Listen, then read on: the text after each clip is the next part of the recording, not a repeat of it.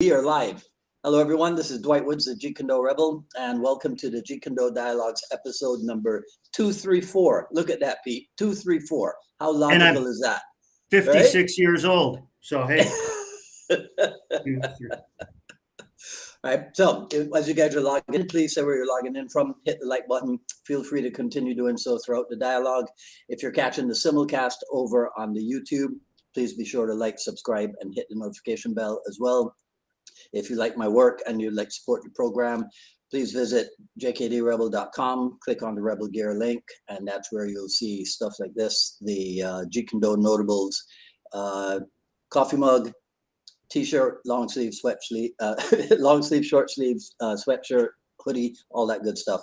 But of course, the best thing you can do is to share this video and spread the word about the Jeet Kune dialogues. All right, so Pete Hetrick took his sweet time to come onto the Jeet Kune dialogues.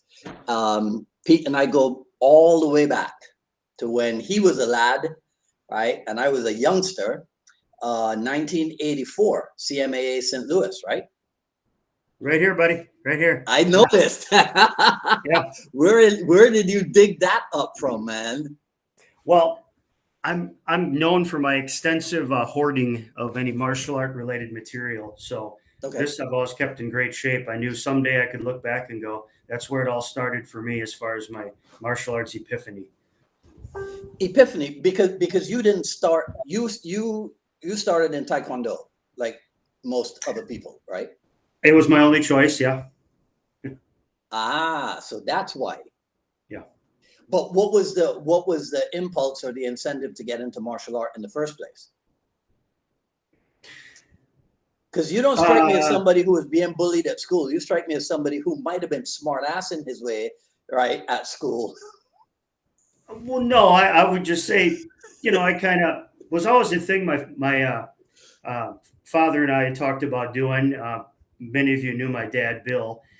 Passed away in '99, but we just always talked about starting it. We really didn't do many father and son things. Fishing we tried once, that sucked. Weren't very much into other sports, and then we just always talked about doing martial arts. Of course, with the only influence for martial arts being the Kung Fu TV series with David Carradine. My God, man, it's a wonder I even joined martial arts. But anyway, yeah, and I got. Wait. You're saying that you watch Kung Fu and you weren't impressed?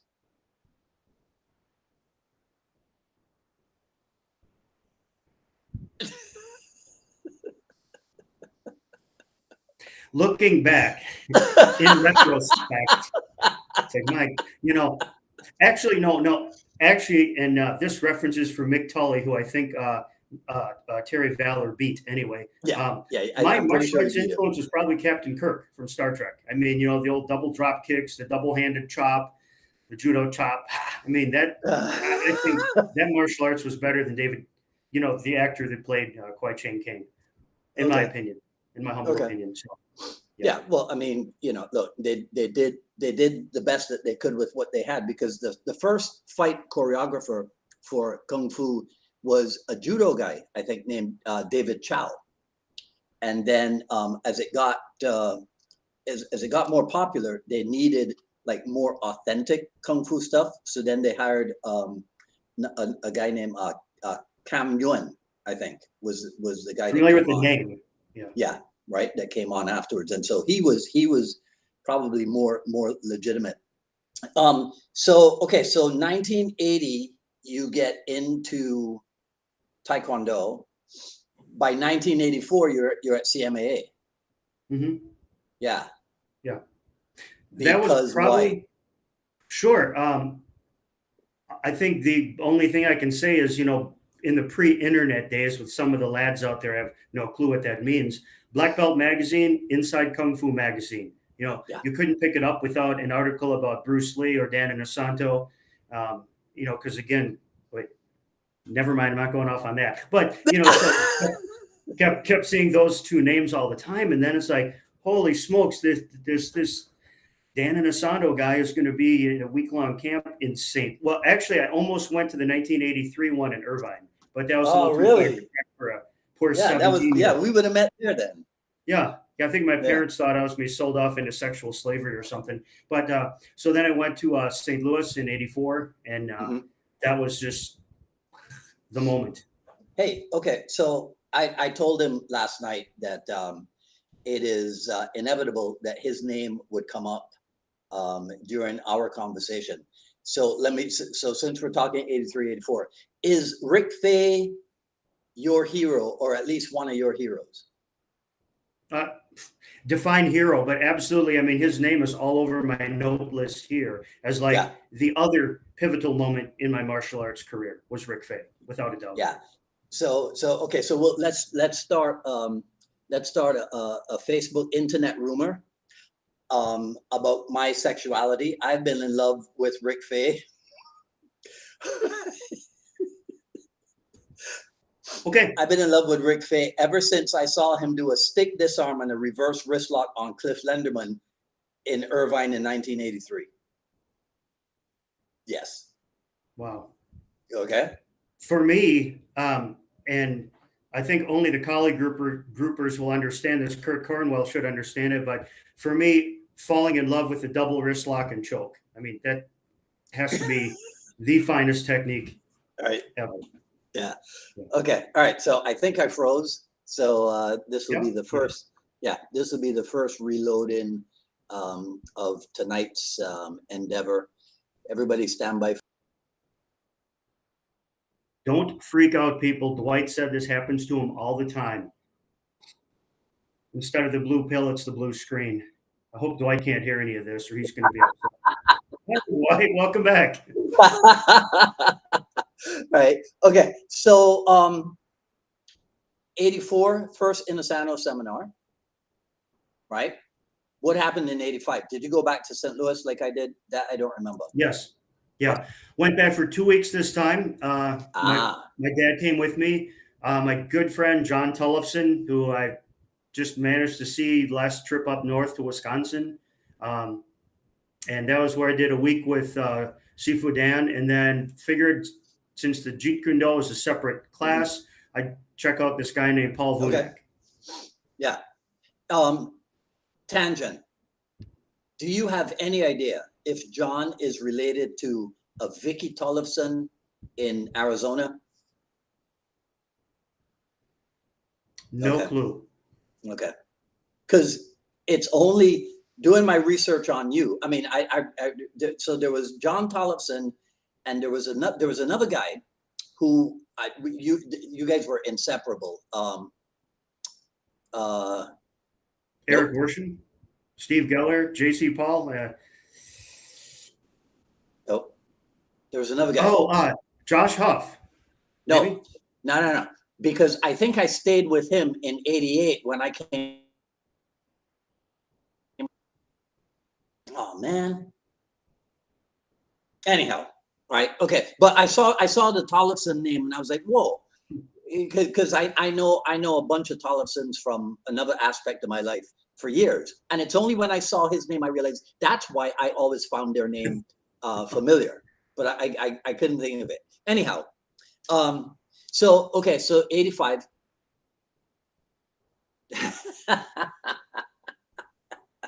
MKG Brady Bunch, yes. Oh man. So CMAA halted in 85. Smoky Mountain took off in 86, right? And Correct. lasted a decade, I think, until 96 or so. But here's what a lot of people are. I think that there's a whole generation, Pete, that's not aware about the Wisconsin camp. Oh, Yeah. okay. So I think that also started in 87. Yeah, okay. 2 years. One of those years. Yeah, 87 and 88. Right? Yeah. And that's God. That's where do you remember? Do you remember it might have been the evening of the first day, right? And we were back at the cabin, and Rick Fay and Greg Nelson. You remember? I remember a story. Now I don't know if my story may not be your story. No, but I'm pretty sure that you were part of the conversation, and I was just telling people, look at these two animals, because they were busy. They were getting in their Thai boxing rounds Yeah. after an entire day of training, right? And I went back to Barbados and I told people about these Vikings from Minnesota, right? You know, who camped, like actually put up a tent, you know, and slept on the ground.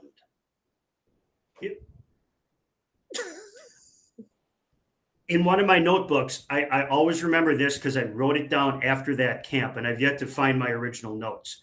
But I have a statement by, I think it says Dwight Woods, Florida, pointing to Rick Fay and Greg Nelson, saying, "That's what it's all about." Yeah. Right there. That's Yeah. what it's all about. And I'm like, okay, this Dwight guy seems pretty sharp, pretty likable. He said something. It sounds like I should write it down. And well, it's obviously it stuck with me that long. You know? Yeah. Yeah.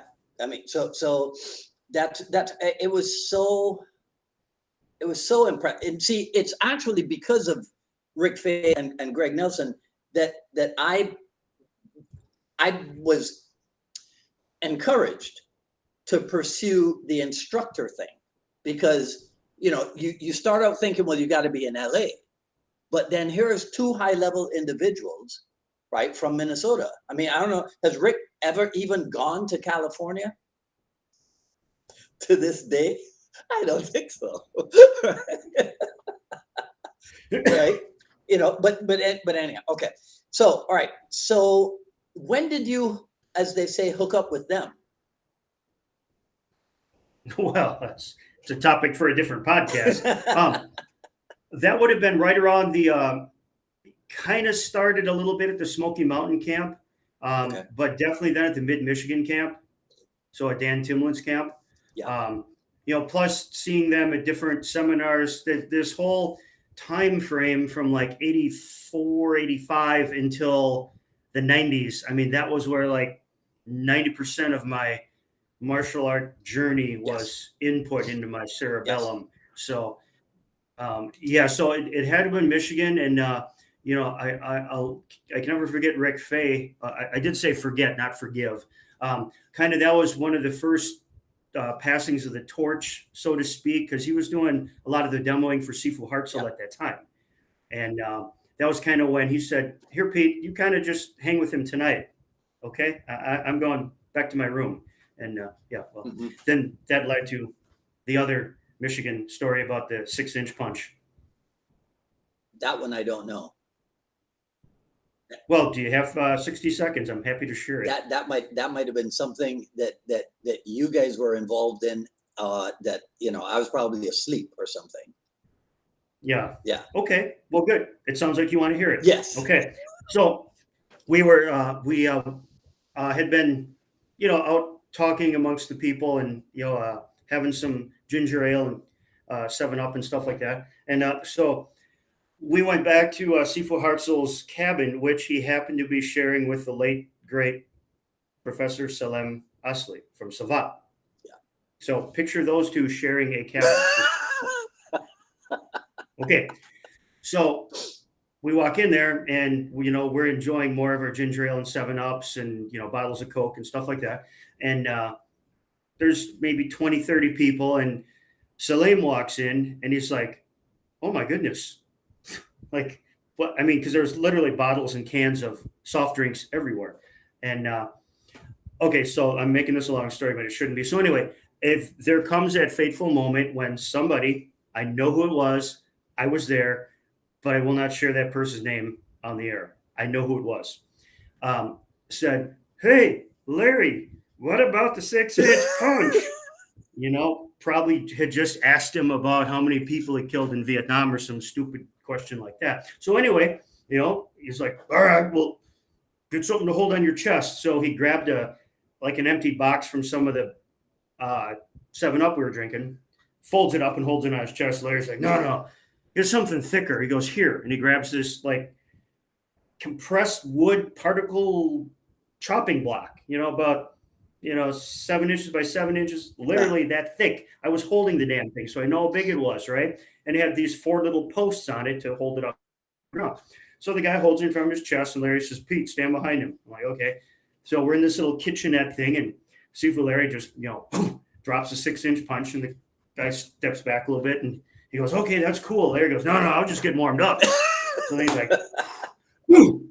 And he just hits this thing, and this poor sock goes flying back. I'm just standing like, what the just happened, And the guy hits the stove, falls on the ground, and he's still holding the chopping block. But when he stands up, it comes apart in 2 pieces. Yeah. Now, with God as my witness, may lightning strike me dead, that happened. And I've heard different accounts of it, but it's like it's burned in the old brain. I can't remember a lot of stuff, but that's one thing that stuck with me. And there was no more stupid question policy after that. That was one of my jobs, according to Seafood Rick, was, Pete, don't let people ask stupid questions to Seafood Hartzell at the wrong time. I think I was over at Seafood Dan's cabin, right? And we were being civil. Me and him. We were too. Yeah, me and him and Neil and Bert Richardson and the Pendekar. I think that's where we were. being all intellectual and we're out there like, hey, show us the 6-inch. Drink another can of 7-Up, see how many you can put down. Yeah, that kind of thing. All right, so a ton of camp experience as an attendee. Why start your own? Because you got to know it's crazy thing to do. Let me sidebar real quick on your excellent podcast with Kurt Cornwell from Detroit. I think his Facebook something, I don't know. He brought up that concept. Wouldn't it be great to get that camp concept going again? Mm-hmm. And, I basically couldn't say it on Facebook, but, Kurt, are you high? I mean, what? No, dude, saying don't do it. I mean, I think it's a great idea. I'd love to come to it. I will never, ever, ever want to go through that again. Only from the standpoint of, it's draining emotionally, financially, financially. I think there's a fifth one, which is either emotionally or financially. However, would I do it all again if I went back in time? Absolutely. I would do it again. Yeah. So it just took a lot of planning, a lot of logistics, making a lot of mistakes, having a good support team of, some of the senior instructors that were able to, help out, or, they were more than willing to take Guru Dan around for me while I was trying to finish, my evening tally of the camp. They were more than happy to entertain him for me. So, I mean, that all stuff was invaluable. And we had an interesting run with those camps. Why did I want to do it? Sorry, I never answered your question. I'm getting ready for politics. See, so when you're in the Midwest, when you're in Wisconsin, right? Even at that, St. Louis kind of brought all those big names more centralized. Yes. I mean, up until that time, you went to Irvine or you went to the one in Aspen, Colorado in '79. Yeah. So, I mean, you had to go to the coast. Well, one of the diamonds in the rough we had in the area, of course, was Rick Fay. We didn't have to travel coast to coast.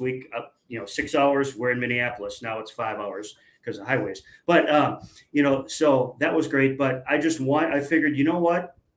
Why don't I bring all those people to me? Mm-hmm. So it was kind of a selfish decision, but I also just wanted, people that weren't able to go to these big camps, a lot of my students as well, like, hey, let's do it in our own backyard. So that's how it kind of how it got started. I mean, I remember at one point, it probably at the Michigan camp, I became aware of this Wisconsin, Michigan, Illinois connection. That it seemed to me that most people knew somebody from the other state. Everybody from Minnesota knew everybody from Illinois. Everybody because of Degeberg, right? Another diamond in the rough. Yeah. Yeah. We'll get to him. Right. But I wanted to ask you this. You did have a Taekwondo school. That Taekwondo school was among your many ventures, right? Correct. Did you ever have summer camp, like for the kids? Actually, no, but I did teach, and this ties into the evolution of the Wisconsin camp, to a gymnastics facility up in Lake Owen, Wisconsin, which eventually became the headquarters or the site for the Wisconsin camp became the Minnesota Collie Group Rick Fay camp. But there were summers that I would go up to this gymnastics. It was like one of the world's best gymnastics facilities. Right. They started doing martial art camps for kids. Okay. And I saw it in Black Belt magazine. I didn't see it on Twitter or Facebook because those weren't around. But they said they were doing a week-long kids martial art camp, as an option to gymnastics. And they were, doing Taekwondo, sport karate, some judo. And then I saw that they were doing Kali and JKD. And I thought, okay, well, this is even more up in the middle of nowhere than anything. So I think I called Rick Fay and said, "Are you connected to this thing in any way?" He goes, "Never heard of it." I'm like, okay. So I called the owner, talked to him for about an hour on the phone, and then I became hired as the instructor for that portion of this kids camp. So we didn't really do the kids camps locally at that time, but that becomes a segue to the down the road roadmap here we have. Segue to that. They advertised Kali and JKD, but they had no instructor. Correct. That was ballsy.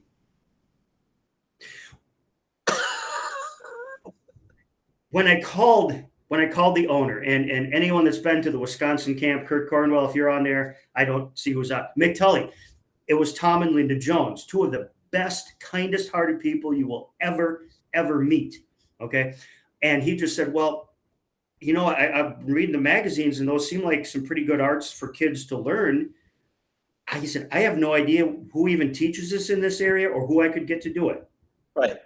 So I humbly said, well, there's people far better at it than me at this point in my career, but I think for kids, I could do a, pretty decent little basic program. Yeah. And then he just basically said, you're the only staff member that has ever been hired over the phone without a formal interview.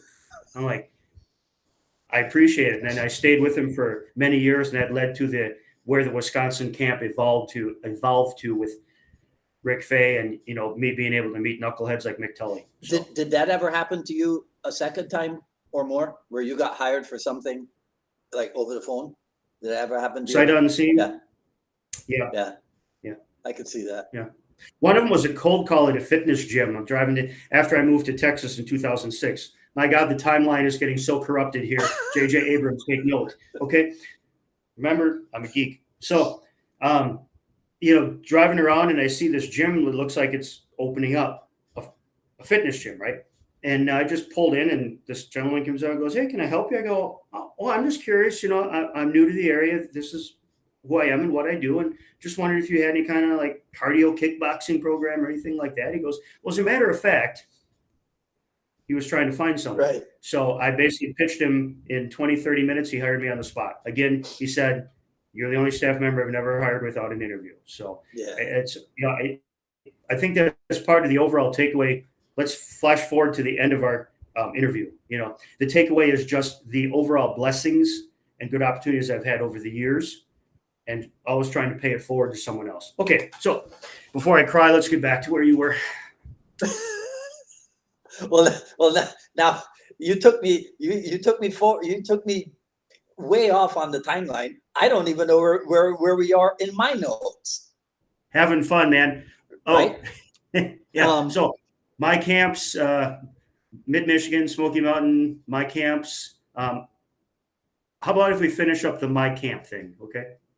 Well, we got to talk about the Janesville, Wisconsin, 1988, because was that before camps, during camps, after? That was during camps. Before camps. That was before camps. Correct. This was Inosano's first time in Wisconsin. Correct. Yeah. So we got to talk about it because that is on it's on the YouTube now, right? I don't even want to talk about that. Don't even want to talk about that. I mean, we can if you want. I mean, that's been resolved, and that's water under the bridge now. Yeah. Well, I mean, I have my VHS copy of it, so Right. I'm fine. Right.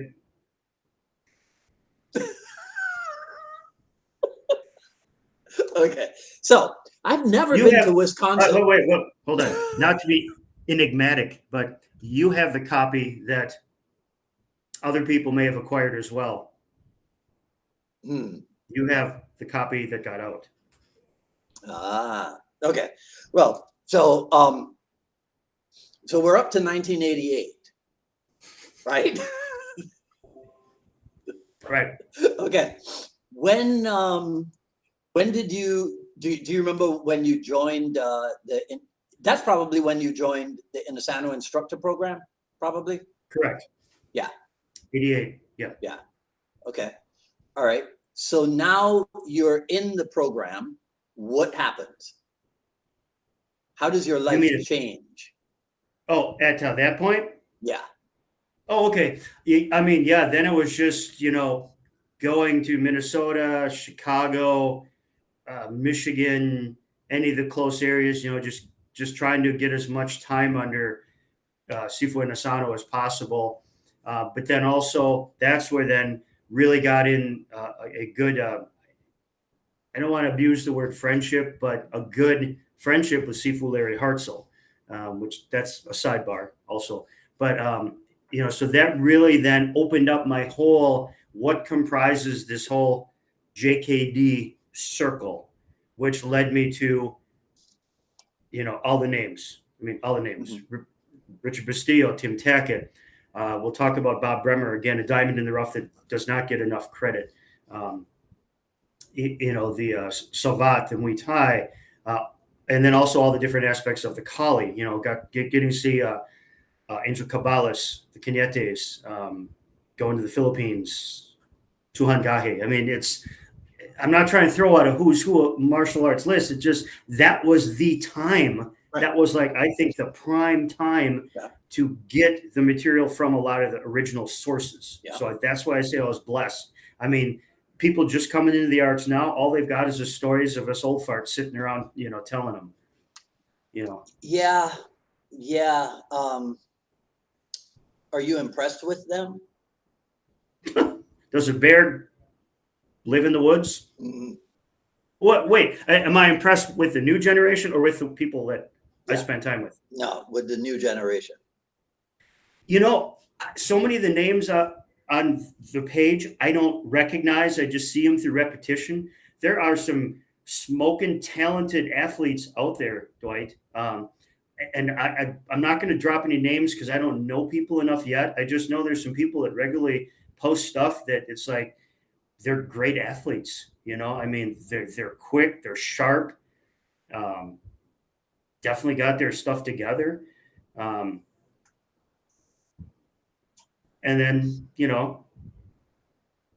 and then there's the counterbalance. It's the yin yang, brother, right? It's it's this right here. Yeah. Right. That right there. I mean, yeah, you can't have, hot without cold, good without bad. I mean, I think everyone means well.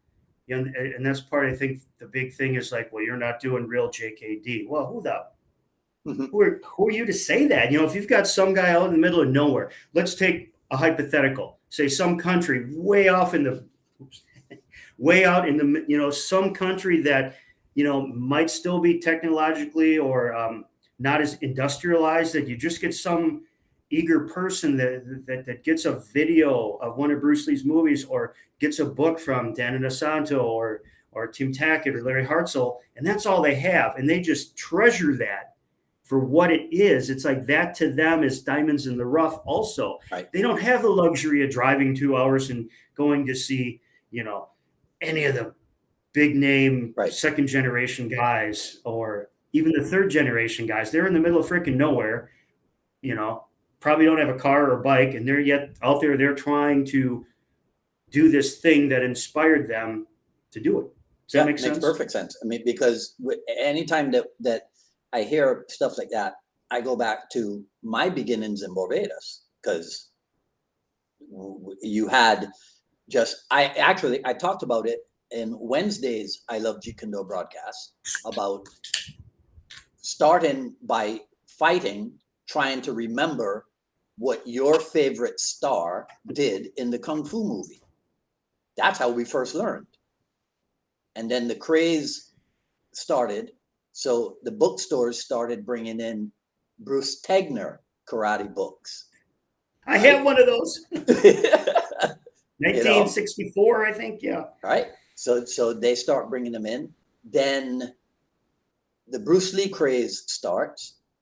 So now they start bringing in the magazines that you were talking about, Black Belt and Karate Illustrated and Fighting Stars, because Fighting Stars almost always had Bruce Lee on the cover, you know? So then in, what was it, 72, I think, the Wing Chun book comes out. Then 77, the Tao of Jeet Kune comes out. 78, the Bruce Lee fighting method.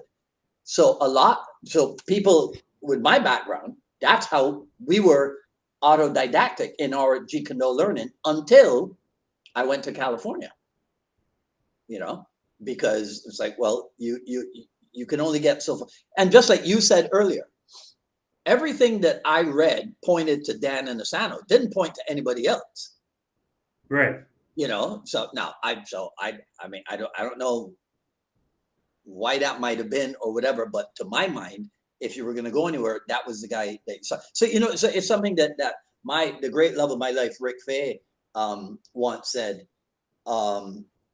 I'll paraphrase it, but it's like, not him, because I remember him saying, I was shocked when he said this to me. He goes, well, you know, Dwight, I was never really a big Bruce Lee fan. It's like, really?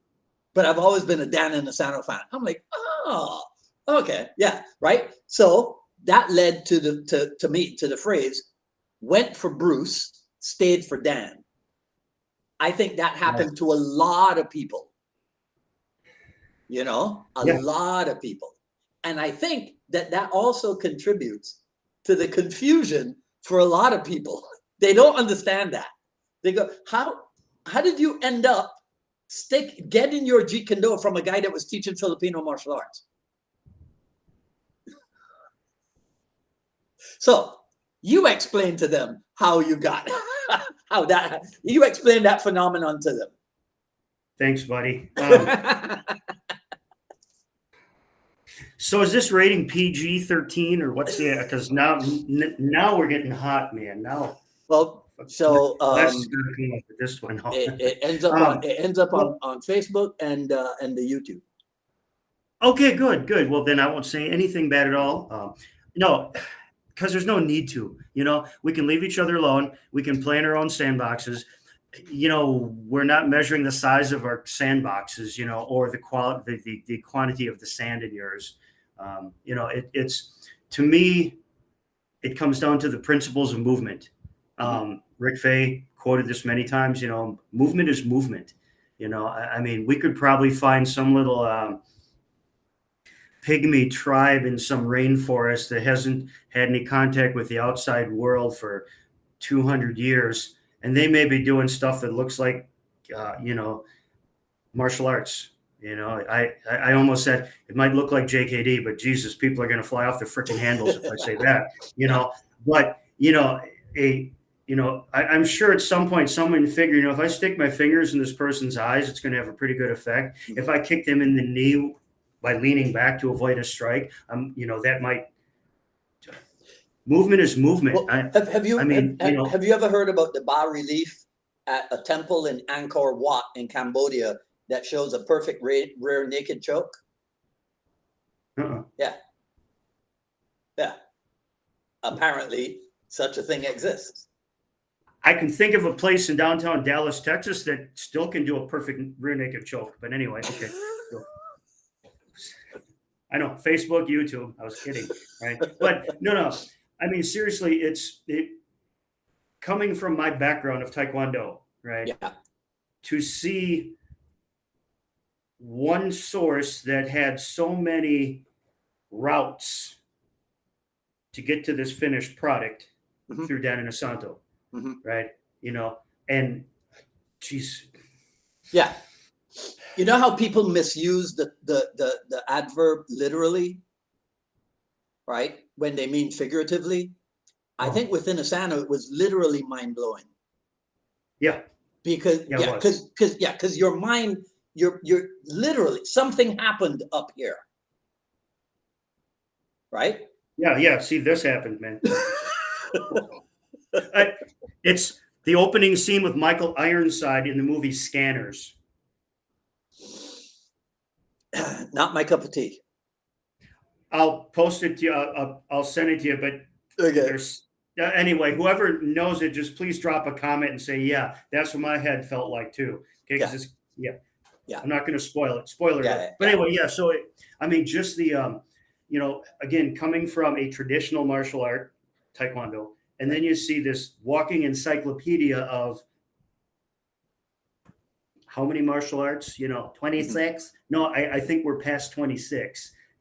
But the point is, what was the similarity? What were the principles? How do they all work together? How do they make things work together? Again, for me, everything was diamonds, right?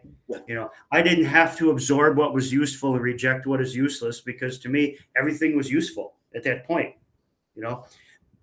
And then also wanting to tie in a quick Paul Vunak saying, he may not have originated, who cares? That's where I heard it from. But he said, always look at two aspects of any martial art, anything you're looking at in this system of martial art is what is for self-preservation? What is it that you can gain competence in a relatively short time that if your life depends on it, it's going to work? And then he said, then there's self-perfection. And he always used Silat as the example for him personally. He said, yeah, I don't know, I could do some of these Silat things. He said, I know they work, so he wasn't one of these guys, well, that's bullshit, it's never going to work. He's like, it doesn't work for me right now. He said, so I put that up there in the self-perfection. The goal being for your self-perfection and the self-preservation skills to eventually meet. Yeah. And he said, there ain't a whole lot of people right there, but this gentleman named Dan Asano humbly is one of those guys, and of course there's a lot of others, but again, I'm presenting from the context that I heard it. But I really like that self-perfection and self-preservation. Why do we swing sticks all the time? I'm never going to be in a fight with two sticks. I know, but I think I'm getting I think it's helped me a lot. It helps. I think it helps empty hands.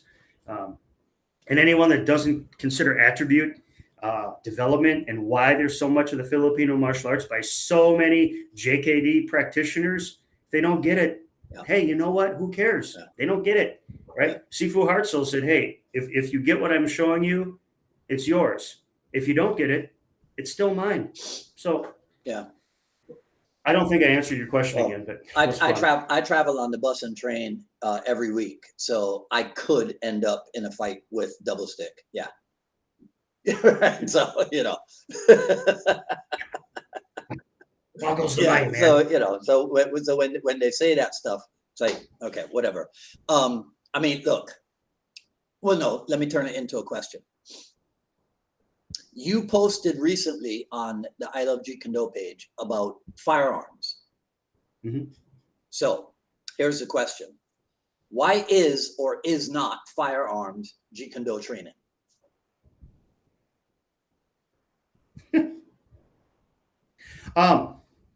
Well, for my personal expression of Jeet Kune, firearms are an integral part.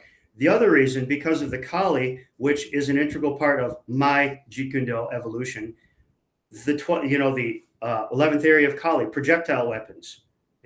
We use firearms because not many people carry around slingshots or bow and arrows on a regular basis, especially in Texas. So I could learn the traditional projectile weapon classes, the long bow and arrow, let's say 8 feet big, or the blowgun. The firearm is the modern day projectile weapon. So therefore, I'll answer your question, but that's such an integral part of modern day training, especially having a background in law enforcement, private security for most of my life. Right. I've carried a firearm for the past God knows how many decades. So yeah, it has to be a part of my training. Strong side forward. If you're trying to break into the law enforcement training, which I have a lot of that, we can get to if you want, of teaching law enforcement instructors and police officers. If you come in with this, put your strong side forward, they're going to say, get the out of here, Right. you know? So it's understanding that we have to adapt the art of adaptation Mhm. to the circumstances, Mhm. right? Or as Rick Fay said, martial art is a particular set, martial art is an adaptation to a particular set of circumstances. You know, so once we incorporate the firearm, our protective side is now our non-dominant side Yeah. because we don't want to leave the weapon facing forward. Yeah. But anyway, yeah, it's just, to me, firearms is just another part of combatives and fighting. You know, it's out there. Yeah. All right. Let me reload for a second. Dwight will be back, folks. Please stay tuned. Hi, everyone. Hi, Rick, Woody, Anthony, David, Rick, Mark Ellick. Okay, I think Dwight's coming back here pretty soon. Yeah. Mick Tully, you're still on? So yesterday I was sitting and I was tempted, Pete. I was tempted to turn this into a Facebook post because I'm sitting on the right side of the bus. So if anything happens, it's going to happen on my left side. And I was just thinking, right? I was just thinking, if something was to happen, because these four guys got on, you know, so I went into the bag for the telescopic baton, right? Just in case. And then it was just running through my, so the scenarios are running through my mind. And I'm like, it is so stupid, right? To be like, well, you got to get your right side forward, Dwight, because you're a Jeet Kune man. And it's so stupid. You know, if you're dealing in real life, if you're dealing a whole lot of theory, this and theory, that. So this is the other question. Tell us how you got into protective service and then immediate realizations that you can recall about the art of adaptation, let's say. Okay. I swear I'll keep this succinct. So, 1984 started with our a local sheriff's department reserve unit up in Wisconsin. Partly because my father was the lieutenant, my uncle was the commander. I had no choice, so stayed in that. Had to work in jail a lot, so didn't have pepper spray. We didn't have the tools, right? Rode with the deputies, worked big events, things like that. Around that same time, I concurrently got into the private sector, which a lot of that was concert security. So Alpine Valley Music Theater in Wisconsin, one of the biggest outdoor redneck gatherings ever. Did that for a long time. We can do a whole talk on theory and practice. All right. How many times I was in a right side forward bajang in the at least 7 years of redneck fighting.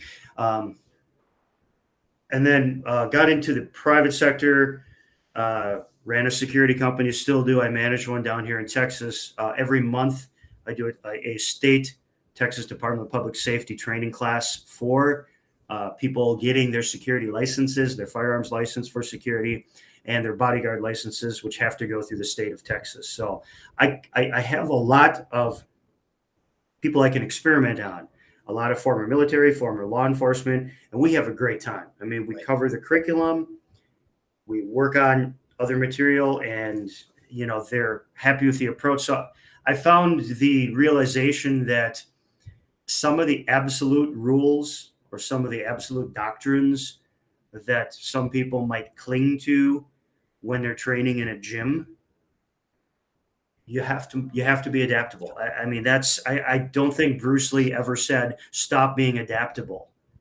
Mm-hmm. Come on, look at the man. We basically got how many good years out of him in martial arts? 9. Yeah. What? Brilliant. So for us to not be able to make adaptations to the circumstances, we're not doing Jeet Kune. I mean, we're doing a traditional Krav Maga with a couple other things thrown in it. I don't know. And I didn't mean to put down Krav Maga. I mean, I think they have some great stuff as well. If you go to Israel, or so I was told by a member of the IDF. He said, "You want Krav Maga, Peter? You go to Israel." Okay, because he knew I was into the executive protection stuff. Yeah. So he told me, just go to Israel. That's where you find Krav Maga. So and the now that you mentioned executive protection stuff, you did that through Tom Patiri's ESI. Is that ESI? Yeah. Yeah, that was Bob Dugan was the owner of it at that time. And yeah, so that was in okay, so you gotta tell 1988. people who Bob Dugan is. Cliff Note version. Yeah. Used to be a bad guy. Then he became a good guy to fight the bad guys. Right. Also, for anyone that says traditional martial arts doesn't work, I think he was like a 6th or 7th dan in Hwarang Do. Yes. Roll your dice, take a chance. Let's see how that stuff you spout off works against somebody that really knows their shit. And you know? a founder, right. and a co-founder of Aspen Academy, right? Yes. There. Yes. There we go. Yeah, the Aspen Academy of Martial Arts. Right. Yeah. So that, of course, hooked me into going into ESI, and also because every black belt in Inside Kung Fu magazine had a page advert for ESI, put your martial arts skills into the real world. Do you remember? But it was very good. Do you remember the other? I'm sorry, the other Hwarang Do guy, Michael Ikanis? Do you remember him?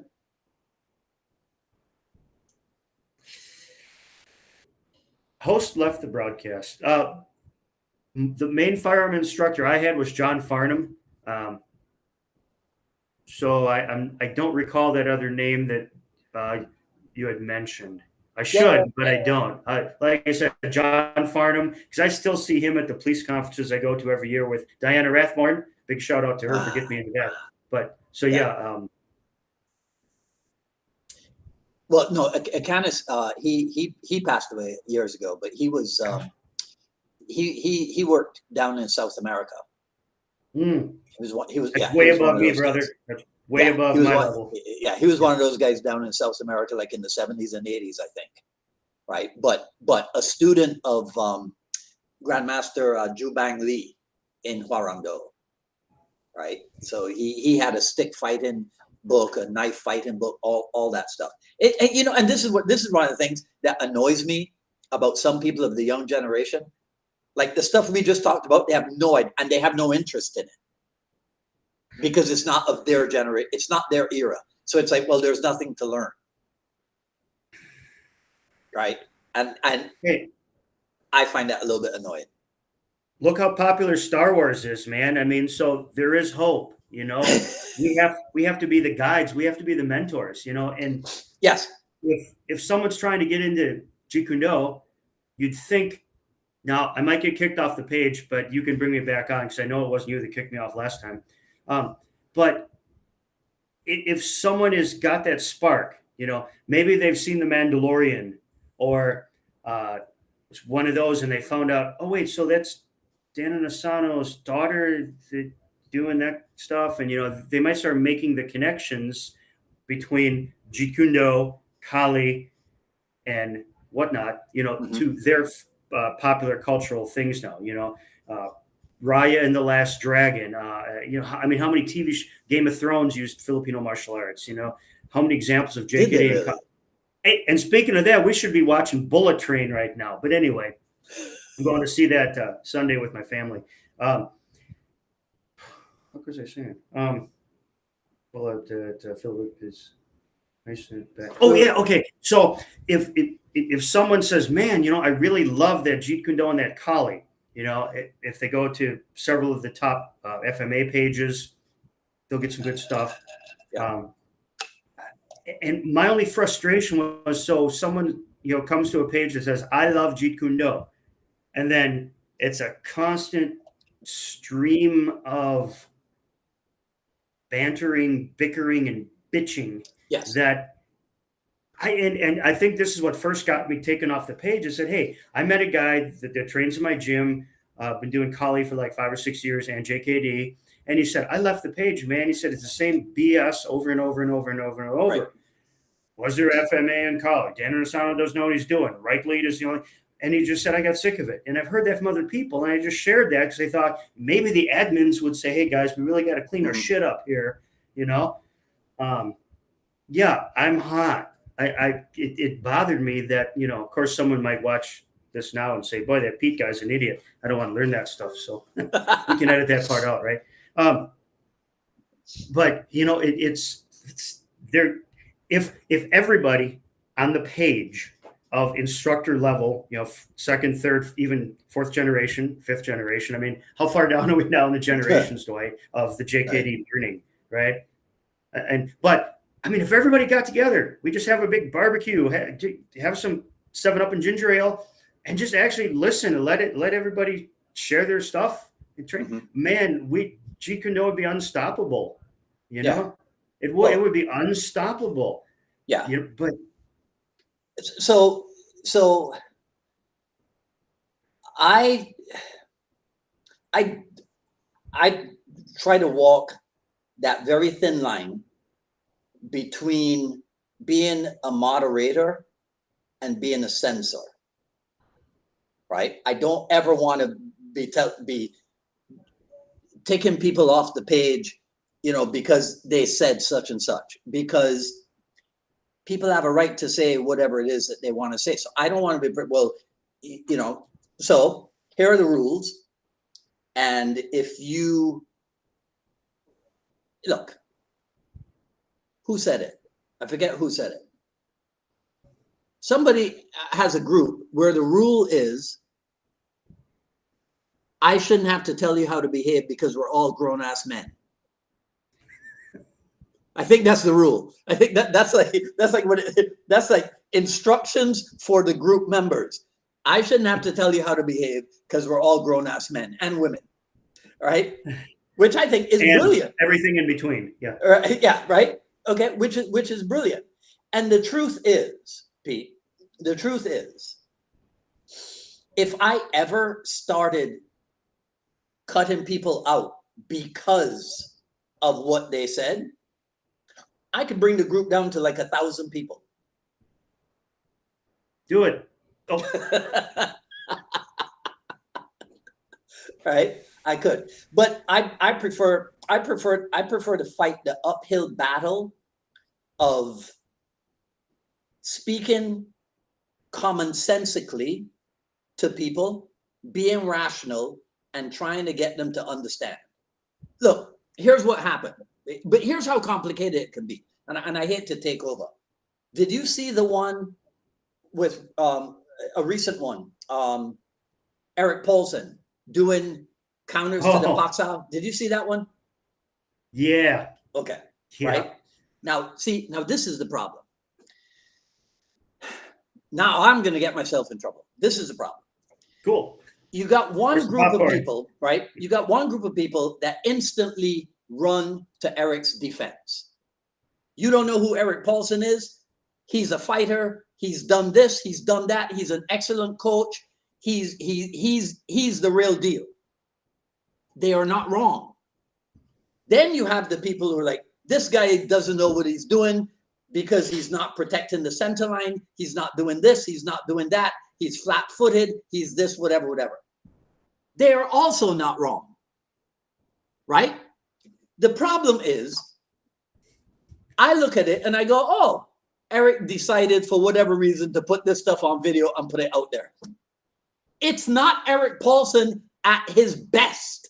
It's not Eric Paulson saying, okay, I'm putting this on Facebook so that you guys see exactly how it is that I approach the counters to the pox out. It's friggin' not that. Can you not see that? Can you just relax and go, oh, look, Eric Paulson, good to see him on Facebook. Done.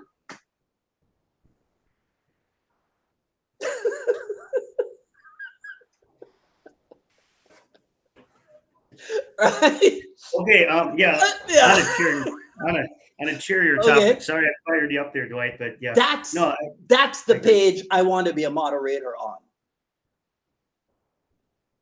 Right? Instead of, oh, well, Eric Paulson could beat you in a fight. Or, I mean, come on. Right? Come on. Yeah. Well, you know what? obviously for the people that are more tenured in the arts, they know that, when people are talking out their backsides, like even a few people said, wait, this is satire, right? I mean, if, God, I don't want to use anyone's name here, but if, yeah, okay, I will, because he actually has a sense of humor, and he's probably one of the sincerest, absolute badass people in the world, is Greg Nelson. So let's say if Greg was just horsing around, having some fun, did some kind of lighthearted thing, and I said, yeah, well, that'd never work in a fight. Greg is get his ass kicked. He'd probably call me up and say, Pete, stop being such a dick, But it's, people would know. I mean, first, I would never say that because it's stupid, Yeah. But people that know. People that don't know. And sometimes they don't know that they don't know. It's that old Zen thing, whatever, Yeah. And we'd like to think that a newer person is going to look at all these little things and go, well, yeah, okay, let's see what else Eric Paulson does. Oh, Jesus Christ, that guy's pretty good. Mhm. Well, let's see who this Sifu Ding Wang Yung is, and they might go, Yeah. yeah, what? Yeah. So, Yeah. but it's some people just say, it's too much bickering, too much. I don't know. well, I think, unfortunately, that the bickering stuff, I don't know that we'll ever get rid of that. I think it's there because Bruce Lee was/is an international celebrity, and so everybody's attracted to that, and so everybody wants to show how close to Bruce Lee they are, like how pure their understanding of what Bruce Lee was about is. So it's like, well, if I see anything that's not pure, I'm gonna let the whole world know that I know what's up, right? And other people, they have no idea what's up. Yeah, as if, right? Talk to me about curriculum. You ran a Taekwondo school. Then you became, let's call it, a JKD Kali instructor. What happened to the Taekwondo curriculum? In other words, did you keep anything from it, even if it was just not technique, but an approach or an idea? Or how did that happen? What was that transition like? Never tried to blend it. I just started getting more out of the Taekwondo and just started up separate classes for like John Tullifson, Steve Geller, JC Paul, a couple of my early first students. And it was just kind of us doing informal stuff, working off the notes from the seminar, working off the lists. Mm-hmm. So I didn't try to do any of that. I left the Taekwondo alone. It's like, hey, you're here for this. The couple people that actually said, hey, so what was this thing you were at last week with the Stan Asano guy? Right. What's this Jeet Kune stuff? And then we do a little bit, and they're like, oh, you want to show me? And I needed people to train with, Right. I mean, my dad, bless his heart, didn't start till he was like in his 60s, so I couldn't, we couldn't kick the crap out of each other, on a regular basis. But, when you're in your 20s and you've got other people in their 20s that have some good athleticism, I certainly didn't. But we just kept it separate. So I wasn't trying to incorporate the Taekwondo into the JKD and the Kali. No way. Or vice versa. Mm-hmm. Hey, how come it never became the Wisconsin Kali group? Hold on a second. I've got a whole pile of swag here for show and tell, but we did have the Wisconsin Kali Jun Fan group, which Right. direct borrowing from Rick Fay's Minnesota Kali group. I'm like, I can't call it the Wisconsin Kali group. So how about the Wisconsin Jun Fan Kali group? Okay, well, let's see, because I'm not a Jeet Kune instructor. Okay. I mean, technically, it should have been the Wisconsin Jun Fan FMA group, because I think my original certificate from Guru Dan doesn't say Kali, it says Filipino martial art. That whole thing. Right. So, but that wasn't a problem, wasn't an issue. So we ran under that banner for a long time. Went through so many different schools. The focus started shifting toward different things at different times in my long history. Got a lot more into the full contact stick fighting through the WCAF and the GSBA organizations. Thanks a lot in part to a gentleman named Tom Sippen, a grandmaster in the Dose Pare system from Milwaukee.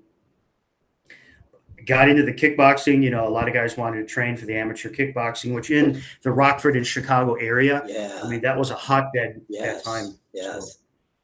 Yeah. Okay. What did you learn from that? From both, from being a competitor and then being a coach to fighters? Most profound lessons from that. I got to be careful how I say this, but I think if you're gonna teach it or you're gonna coach something, you have to have more than a textbook or a theoretical background in it. Yourself. I only had like 6 kickboxing matches. I am a rank novice, but some of those for me were quite a battle. You know, I mean, you know, like I used to say, I did Golden Gloves boxing, and I was 12-0. They were all knockouts. You didn't know that, did you? No, I knew you were in boxing, but I didn't know that. Well, but the 13th fight I actually won. Okay, it was a joke. Rick Fay warned me about this, you know. Yeah, but no, you know, it's like, okay, so I at least wanted to say I've stepped in the ring. Yeah. You know, granted, half a dozen fights doesn't make me an expert, but I think it made me more. And I've got the fighters out there that can chime in if they're on. I don't even know, some of you know I'm still alive. But we had a good group of amateur trainers, a couple guys that went professional. So we definitely had something that was working right. And I can only attribute that to the process learned from the JKD, you know, from the Panantukan, from, you know, the Junfan kickboxing. I mean, I can only attribute it to that. I didn't really have, oh my God, geez. And of course, Thai boxing, Master Chai. Geez, I do not want to forget that influence. That was a huge influence for me, like everybody else. You know, I never went that route. I wasn't a Thai boxer. I loved the training sometimes.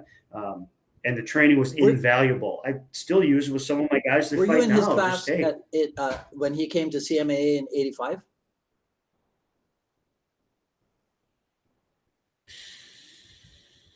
When he kicked the guy? What guy? Yeah, okay. Because you know what? Because Inosano introduced us to Muay Thai in '84. And then he brought Adnan Chai with him in '85. No?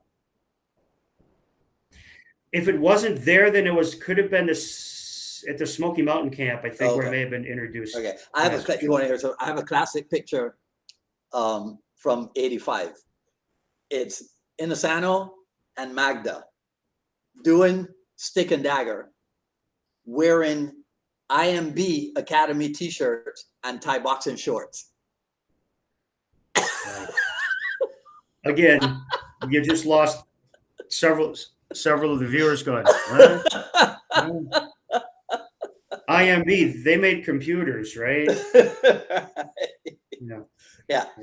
Right? You see? So but that's the type of thing that people who didn't experience it will have no understanding of it. And I think that most of them probably won't even try to develop an understanding of it, right? You did remember in the back of Inosano's book, Absorb What Is Useful, there's a police officer, there's an LAPD sheriff, I think he is, named Guy Mato, who talks about changing the handcuffing sequence. You know what I'm talking about? Oh, yes, I do. Right? Yes. Because they used JKD methodology to identify the weak points. Hello? you know, I think you hit it right there, and that's why I think I've been able to, don't want to say do well, but when I'm going in about my 12th year of teaching at an international police instructors conference, ILETA, which again, Diana Rathborn got me started in that, is being able to use exactly what you said, the methodology, the analysis of the JKD process. We're not doing eye gouges and stop hits. It's using the principles of training method, have a progressive training method, and to me, that's the biggest element of JKD as it can apply to anything. Paul Vunak sometimes got a little more esoteric on how to apply JKD principles to your life, which is very good, which we don't have to talk about that now. But I mean, JKD handcuffing. Well, that wasn't done from 64 to 73, so that's not legit. Yeah. Sorry. Yeah, right. When I think when people have that closed-minded an attitude, so it leads to this, right? So I ask everybody this question now. It becomes like my main question. Do you differentiate? Because over the years, a lot of stuff has been said. Do you differentiate between Jun Fan Gung Fu and Jeet Kune Do? Yes. You do? Yes. How so? I didn't know you said a question. That's two questions. Okay. Yeah. Now, again, anyone can criticize me if they want. I don't care. To me, the Jun Fan Gung Fu is more a section of the physical development tools. So the Jun Fan Gung Fu, the physical development of the tools and the attributes to help you on your guide to better understanding what is Jeet Kune Do. And I don't have the answer to that second part. I'm just saying, I think the Jun Fan Gung Fu is kind of like the starting point or the building blocks on the journey to eventually saying, okay, what is Jeet Kune Do for me? So Jeet Kune Do, I view as the concept or the idea, nothing more. The Jun Fan Gung Fu and everything that went around that, what about the BOG and the G-Tech? Yeah. To me, that's part of Jun Fan Gung Fu. Again, you asked Jun Fan Gung Fu, the physical tools between 1964, 1972, 73. Jun Fan Gung Fu was all the physical tools. The Jeet Kune Do was the process of the filtering, the field testing, the evolution, the adaptation. So Jeet Kune Do is always evolving, always changing. If not, we'd all still be on rotary phones or soup cans and string. I mean, if it doesn't evolve, it stagnates and dies. So I guess you could say the Jun Fan Gung Fu would be the core of what Bruce Lee was physically researching before he passed away. Who's arrogant enough to say, well, I think he would have been doing this?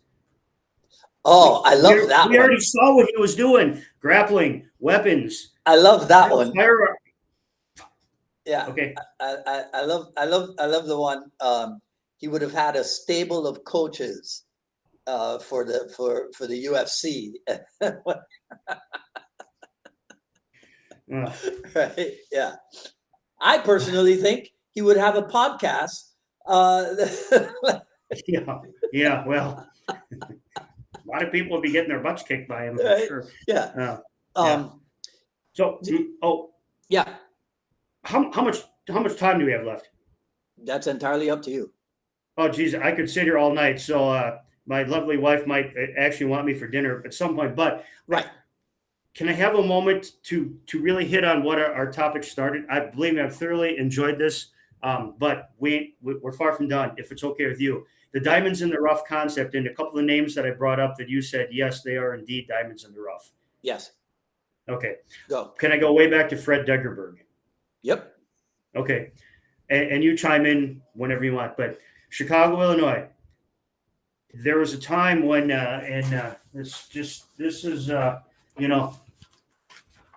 all the some flyers I've saved of Fred Degerberg, and what he did was he was having seminars almost every weekend, Right. constantly. I mean, Dan Asano, Master Chai, Penjak Sila, Hawkins Chung, William Chung, everybody with a name Chung. I mean, John McSweeney, Tim Tackett. Tim Tackett was a wonderful person. My favorite, or one of my favorites, Grandmaster Angel Caballas, which way I met Jimmy Takosa, so did a lot of the Serrata screaming with him, But I mean, like, just all these every. It almost seemed like every 3 or 4 months, Guru Dan or one of his people was there. Dionisio Cañete, the Savat team. Oh, here's one for you, Dwight. Okay.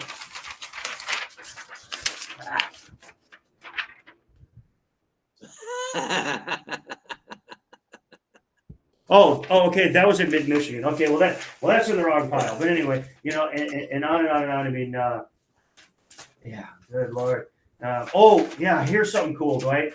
Check this one out. Now, I don't know if you're getting this reversed image or not. No, it's fine. Okay, but that's from the seminar that. So this is when you were on your world tour with Larry Hartson. With Sifu Hartson. This is from Finland. Yes, so shout out to Hannu Hiltunen. I don't know if he's still around. I'd like to find out, but yeah, okay. So that was, but yeah, that got in my pile somehow. So yeah. Oh, and while we're on the Sifu Hartson thing, nice. Christine, yeah. I mean, the membership cards for the Jun Fan JKD Grappling Association, and I have shared this stuff with Tim Becker. Yeah. Which, not just saying, look, guys, there's people on the group that have some cool stuff. To me, this stuff is just as much gold. These are all typed out from handwritten notes when Sifu Hartso put together his first rough draft outline for the Jun Fan JKD curriculum. Yeah. How do I know this? Because he was telling me, write this down. Right. Okay. Write this down. Okay. Write this down. And then after we got back from you were the scribe. Overseas, it was like, type it up for me. I'm like, okay. Yeah.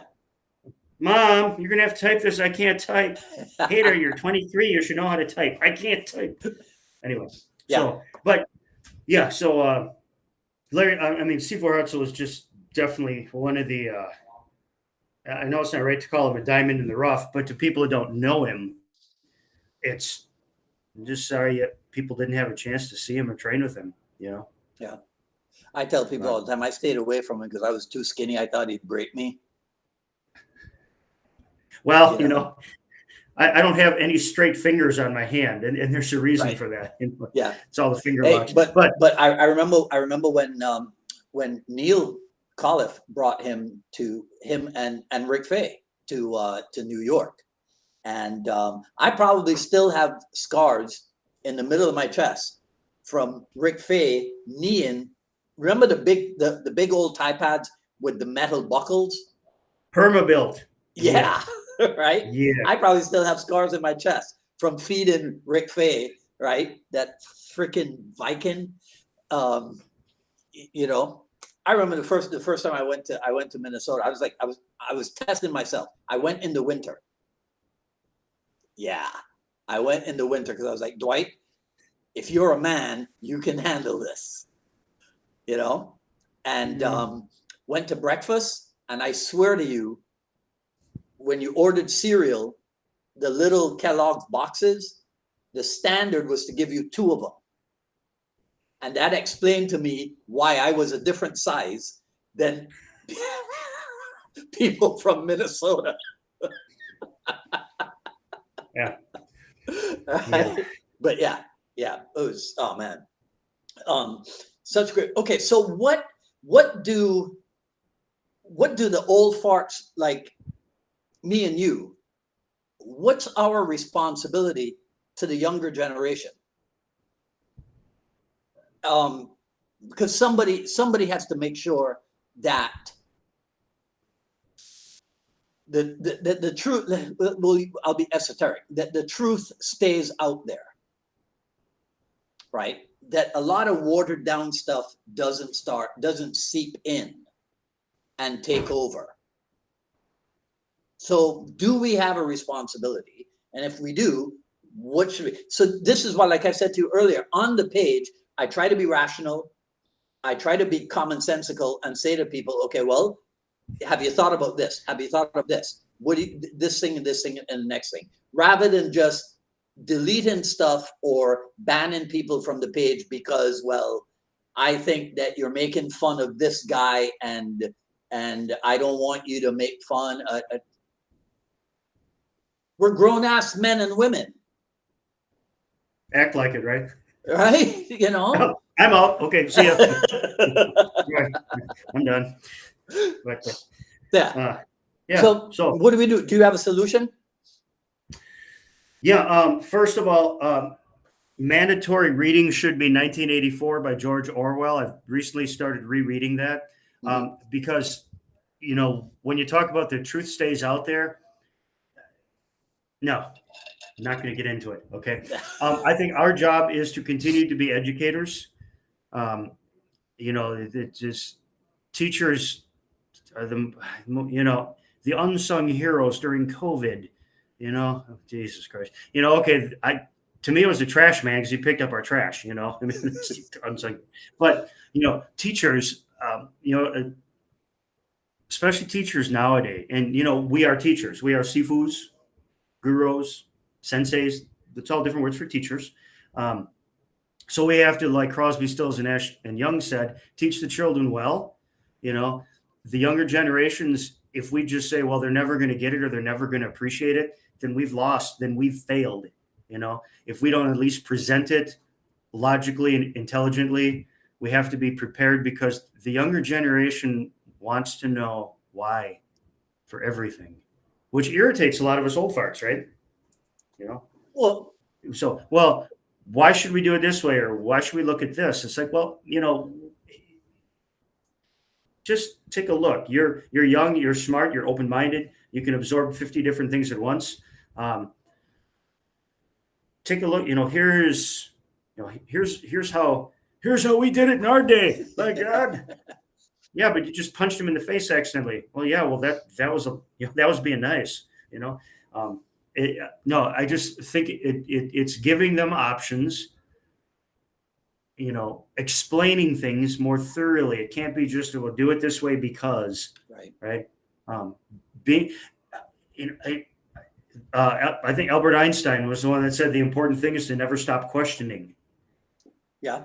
You know, of course, I wouldn't be the one to question Master Chai if he says, I can hit you with the switch kick, or, you know, what, you know, really, I don't think you can do that. Show me. You know, there's, you know, a different thing from questioning to, you know. I like what Chris Kent says about Jeet Kune and questioning, right? Asking the questions and then questioning the answers.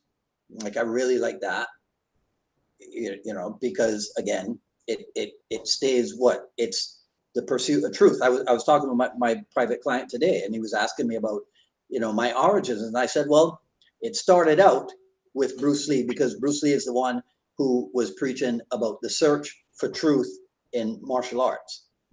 I said, and then it grew into the search for truth in everything in everything that you're interested. But it was born out of the search for truth in martial art. And that's when, I would say, that's when your Jeet Kune becomes lifestyle. It becomes part of who you are. It's not now just a physical thing that you do or take or practice or whatever verb it is that people use to describe their martial art endeavors. I tried on the page, on the I Love Jeet Kune page, to illustrate the difference between arguing and discussing. And I try to point out to people that those who are arguing are usually the ad hominem people, because it always turns into a, well, you're this and you're that, and no ideas. There's no discussion of ideas. So what I try to make people understand is when you see that, just make a note of the individuals that start attacking other individuals. And then you might want to, okay, well, I'll skip his comments and I'll scan and look for somebody who's discussing ideas. But, you know, that's one approach that I have. But anyhow, enough about the I Love Jeet Kune page. Yeah. I'm knocking stuff off the desk here. I'm getting so excited and frustrated. I'm kicking shit all over, man. Talk about Diamonds in the Rough some more. Bert Poe and Bob Bremer. Oh my gosh. Tim Tackett, you know, fantastic, super knowledgeable, great overall, you know, fantastic man, fantastic person, fantastic instructor. He had this thing out in Redlands, California, I believe, called the Wednesday Night Group, where it was himself, a gentleman named Bob Bremer that was an original student of Bruce Lee. So we're talking, you know, first generation. Mm-hmm. Although not many, I didn't really hear about him much. I read some of his articles and then found out he was still active. And so Tim Tackett brought in Bob Bremer. I'm getting off topic. Bert Poe, the other element of the Wednesday Night Group. Yes. So basically with Tim Tackett, you had the knowledgeable, I mean, similar with the Dan Inosanto mentality, right? Mm-hmm. I mean, he started in Shingy, right? Very and both professional educators. He knew how to teach. Yeah. He knew how to present things. Bob Bremer, there was like a butt kicker in Bruce's day. You know, he was one of those guys that it's like, okay, well, Bob, why don't you spar with this guy first so he can kind of see what we do, kind of thing, you know? And some interesting names that, again, no point in sharing them. I know I had the conversations with them. So some of the people that actually cycled through during that time to test out Bruce Lee's stuff had to get through Bob, or we know through Larry Hartzell, but I don't think they both trained at the same site. Mm-hmm. But we had Bob Bremer in for a seminar. We had a handful of people show up that all loved it. I mean, it was so refreshing, and his stuff was just, it was. You meet certain people and you know they've done it, and that was Bob. I'm not one of those people. I mean, I've had some things I've done, not to that level of, you know, someone like Larry Hartzell, Bob Bremer, and then Bert Poe, the Marine Raider from World War II, which, from my understanding, that was like a precursor to the Special Forces. So, Bert, had you ever met Bert, Dwight? Yes. Yeah. Okay. At Smoky Mountain? No. Where? It was in LA, either at the Inosanto Academy or at the IMB. Okay. Yeah. Because he was all about, if you ever want to talk economy of motion, directness, efficiency of, that's Bert. I remember he would say, well, I did boxing, I did karate, I did some judo. Then I got stationed overseas, and then I learned how to really fight. We believe that one of his influences was Sealot, that he did have a Sealot person that was doing some training with him based on some of his, how should we say it, his enemy neutralization skills. You know, it was like, you know, you'd see it and you'd go, God, that looks like Sealot, but they don't really care what happens to you when they execute that movement. And he goes, yeah, it could have been. I don't know. I had a few people I trained with, but I mean, he was just straight up combat. I mean, Bert's stories are there. They're legendary, and not many. I mean, we were kind of blessed with that because of our connection with Tim Tackett. So he was able to have Bert come into at least two of our camps. Okay. So, and you know, Bert would just humbly do like a 2-hour session at night. Yeah. And he never said much. No. That's my experience of him. Didn't say a whole lot. You know? Yeah, and it's so Diamond in the Rough. Yeah. What about Bustillo on the boxing? Did you ever do anything with him? I've only seen him twice. One time was out at the IMB, I think. Again, It may have been on my first tour with C4 Hartzell overseas. So Okay. we came back and Richard was looking for a dummy, an uki, and Guru Dan, bless his heart, he goes, "Well, Richard, Peter just got back from 5 weeks with Larry. He can." So yeah, no, I mean, if another ass kicker from that bygone generation, Yeah. Richard Bastille, Yeah. definitely. Yeah. I heard a story that Inosanto was told by Bruce Lee, right? You know, the whole right lead thing. Okay. Bastillo, Oh shoot. right? Bastillo's a boxer. Bastillo's in his left lead. I heard a story that Bruce Lee said to Inosanto, leave him alone. Don't try to change him. Bastillo and Dan Lee. Yeah.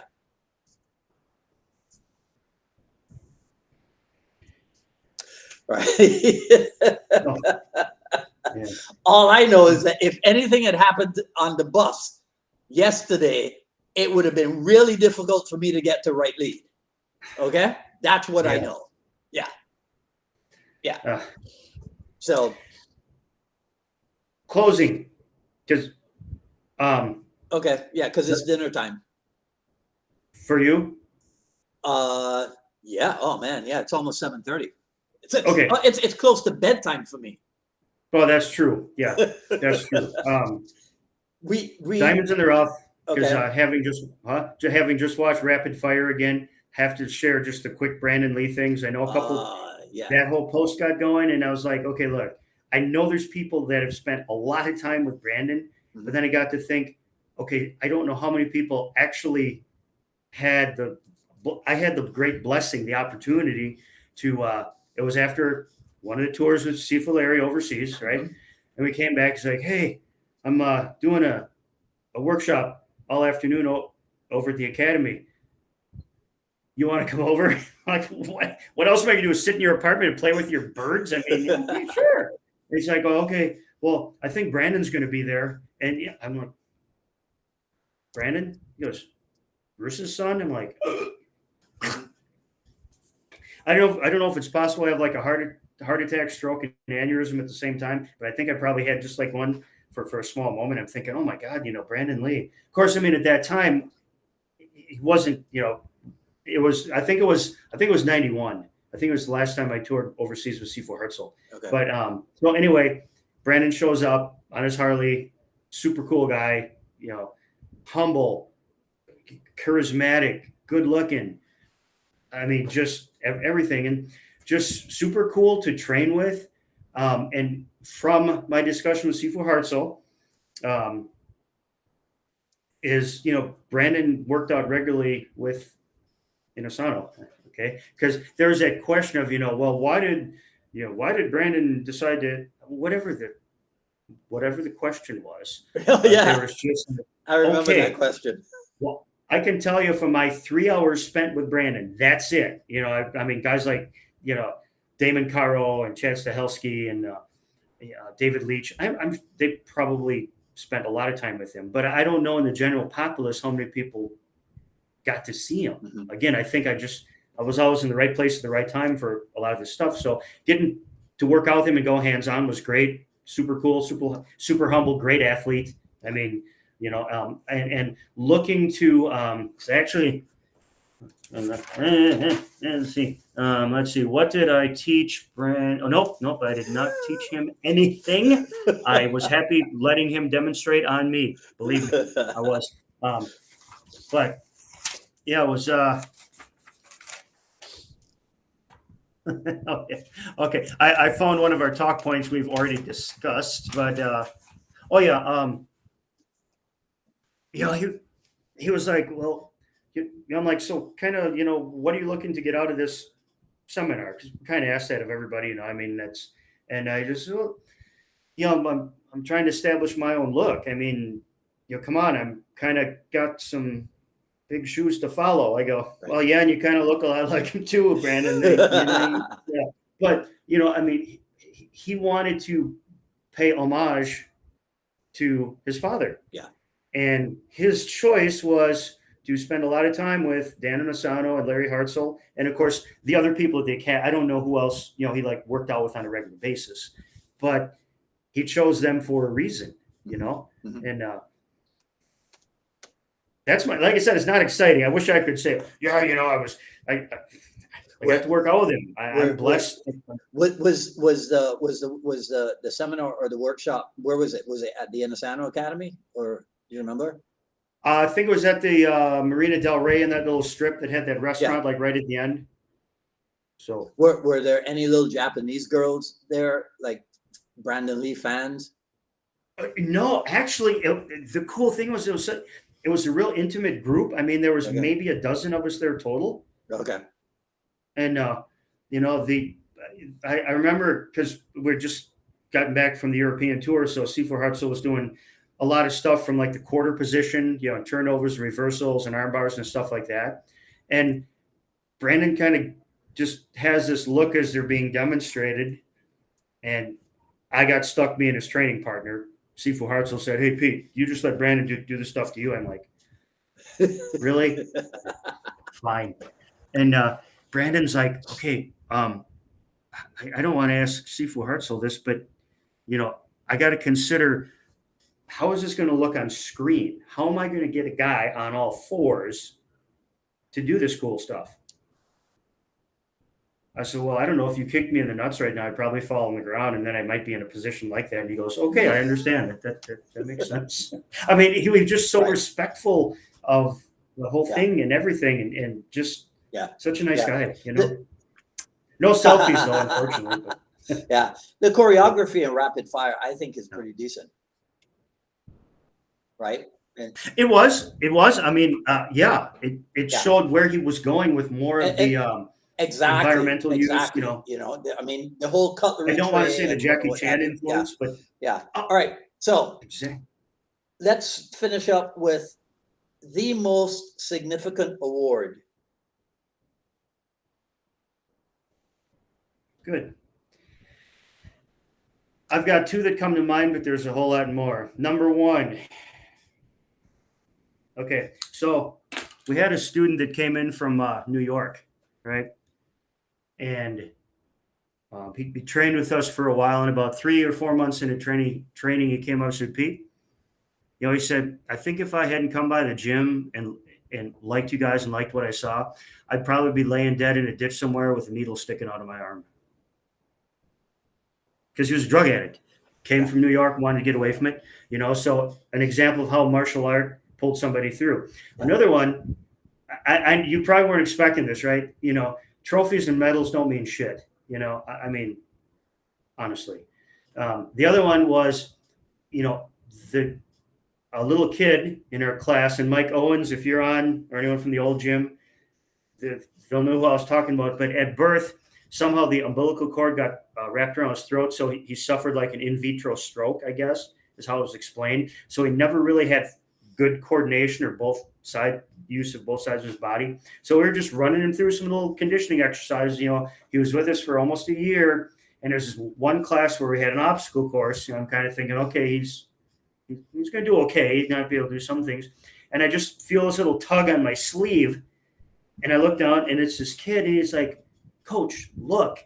And he was able to jump over a balance beam with both feet. Now, mind you, when he came to the gym, he had trouble like left, right, basic cognitive development. But and I'll take, one of those over 50 medals or trophies or plaques or commendations, which I don't want to brag. I mean, I've gotten a lot of that shit, but it's the personal stories and the personal successes that are far more important, So those are my most significant awards in my mind, and I don't care about anybody else's mind, right? All right. Okay. Do me a favor. Take a look at your notes. How much stuff did we cover? How much stuff did we not cover? Well, I think we could have a part two. All right. That's what I was hoping you would say. Well, yeah, because I would love to go into more detail about the European JKD scene from 89 to 91 when I was over there. which obviously you could talk to the sources themselves. You don't need me to explain it. And how the JKD concepts, as taught to me by Guru Dana have greatly helped me in law enforcement training and things like that. Okay. And well, I'm hoping also some movie and film stuff. So hey, we could have a part 2 if everybody can tolerate me. You know, I mean, I think I'm going on 4 years of doing the Jeet Kune dialogue. So you took your sweet time. I hope part 2 you won't take as sweet a time. Nope. I won't.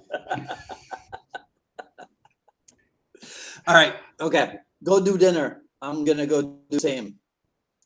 All right. Well, thanks to everyone that chimed in, tuned in. Quick shout out to James Devine from Ireland. We'll talk about my Ireland teaching experience too. Okay. Oh man. All right. And people can find you where? On Facebook? Is that the best place to look for you? Peter W. Yeah. Facebook, Peter W. Hetrick. Yeah. All right. Okay. All right, man. Listen, thanks so much. I really appreciate it. This was well worth the wait. Well, I appreciate you, Dwight, and everything you're doing for Jeet Kune. I really do. And everybody watching, keep it up. All right. We can do this together. Okay, man. All right. You take care. Have a good one. Thanks, brother. Thanks. All righty. All right.